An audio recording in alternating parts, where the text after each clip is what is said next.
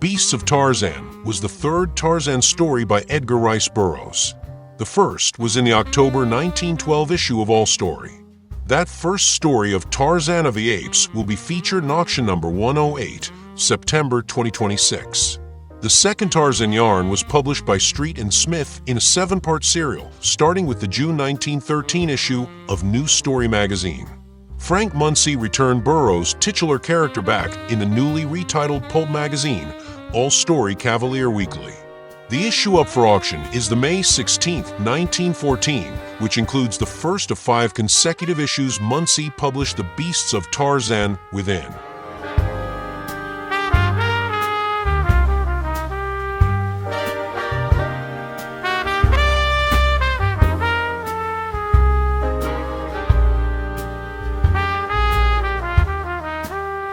When Harry Steger's publishing company, Popular Publications, bought Adventure, they not only bought the title, but a load of unpublished fiction as well.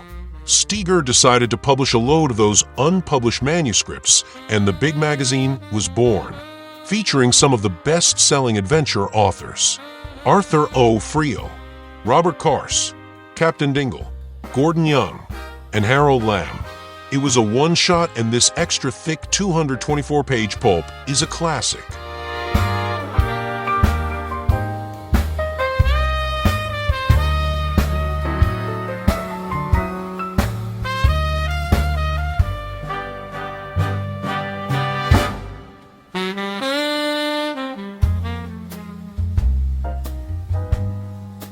Complete Detective, published by Martin Goodman and his Red Circle group of magazines, had a tendency to print weird Menace-style covers.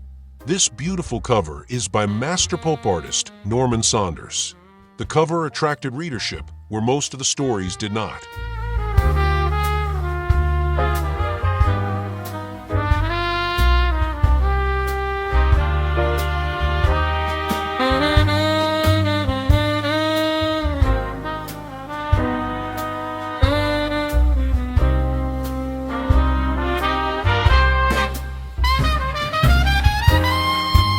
Don Winslow of the Navy was one of 4 titles published by little-known C.J.H. Publications. One of the publishers was pulp veteran Harold Hersey. Don Winslow, like the other 3 titles that barely lasted several issues each, was printing stories about comic strip characters.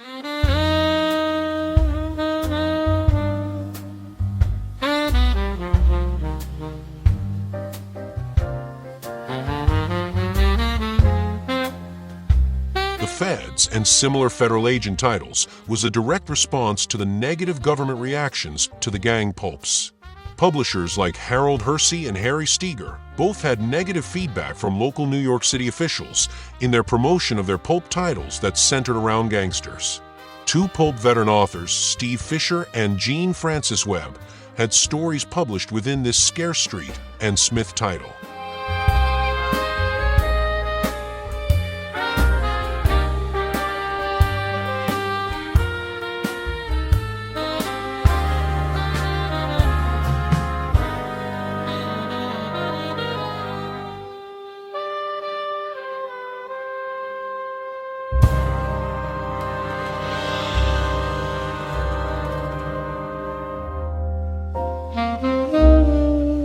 The Illustrated Love magazine was published by Tower Publications, partially owned by Catherine McNellis.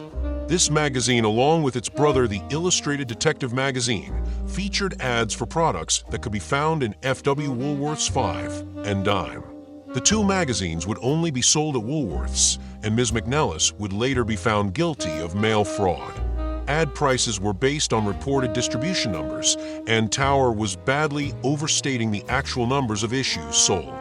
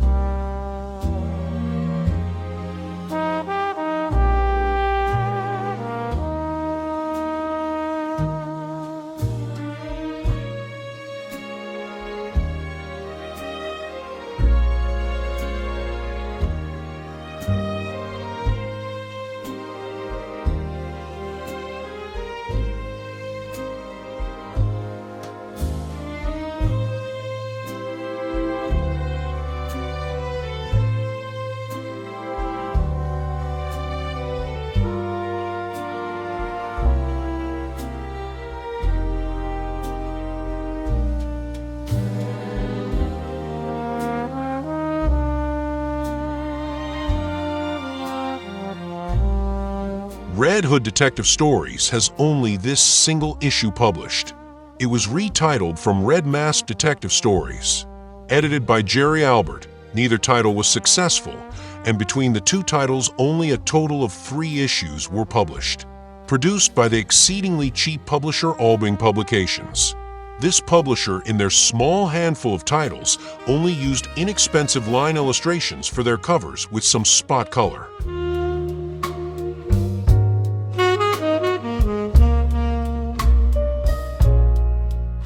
This first issue of Saucy Romantic Adventures features one of the few female lead characters in the pulps.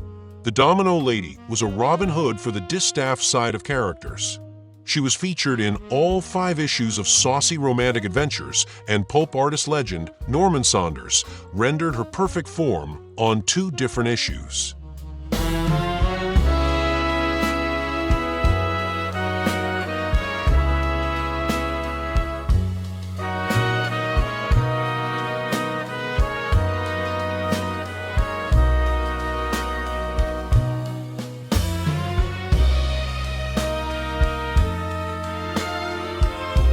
Spicy Adventure Stories was one leg of 4 of the Spicy group of magazines. Published by Harry Dunenfeld, the Spicy line of magazines bucked the trend of lesser-priced titles and gave their readers something less than wholesome entertainment. This first issue highlights all the tropes that define the Spicy line. Bondage, ultraviolence, stereotyped characters, barely hidden sex, and tons of house names hiding the small cadre of authors. Hidden behind several pseudonyms, Robert Leslie Bellum would write darn near half of each issue at times. Another author who graced the pages of the Spicy line was E. Hoffman Price, who would also write stories under the pen name of Hamlin Daly. To top this all off, the remarkable art of H. J. Ward enticed readers from newsstands to buy. Sometimes these magazines had to be sold from under wraps or under the counter. Publisher Dunenfeld would within several years publish and flourish with Batman and Superman comics.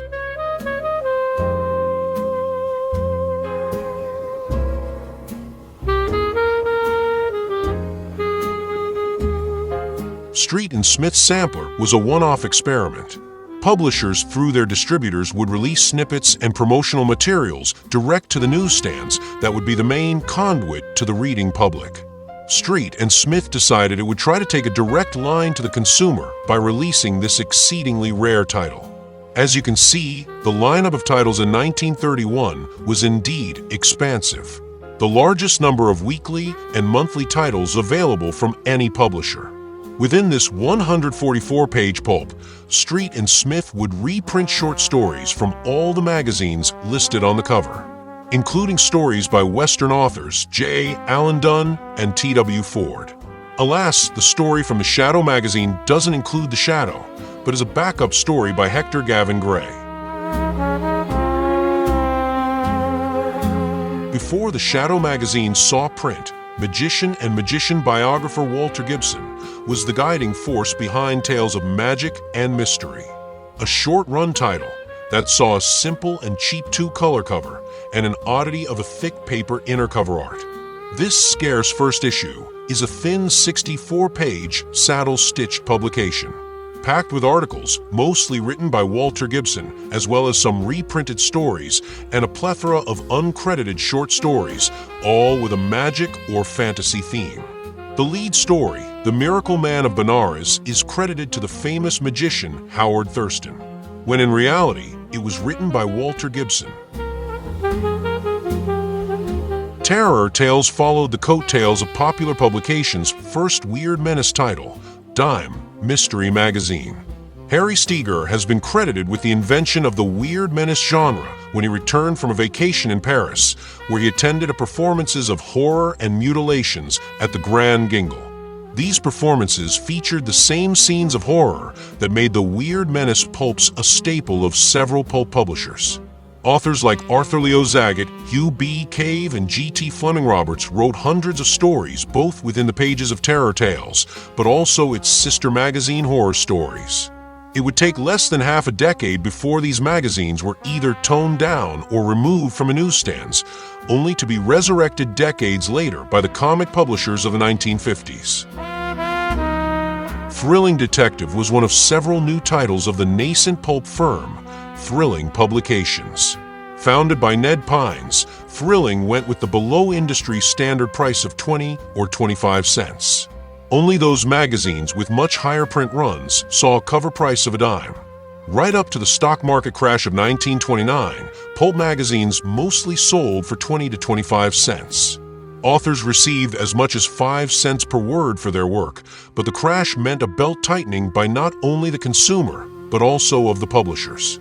Word rates plummeted, the price publishers were willing to pay artists stagnated, and only those houses that had great distribution numbers like Street and Smith or the Muncie Group would continue with 10-cent magazines both before and after the crash of 1929. The Thrilling Group took the gamble with all their first titles, and it paid off handsomely.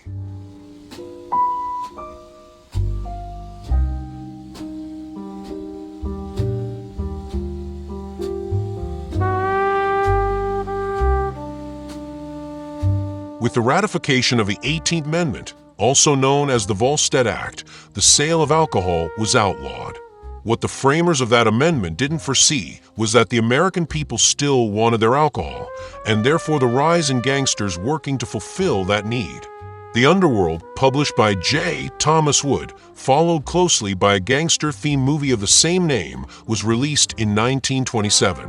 This first gang genre pulp certainly wasn't the only one, and soon thereafter came Harold Hersey jumping on that bandwagon with both feet. Authors like Edwin Ballmer and Anatole Feldman wrote stories in which gangsters were sympathetic characters. In fact, Feldman's character, Big Nose Serrano, was a non-typical gangster. His exploits made him look more like a likable hoodlum.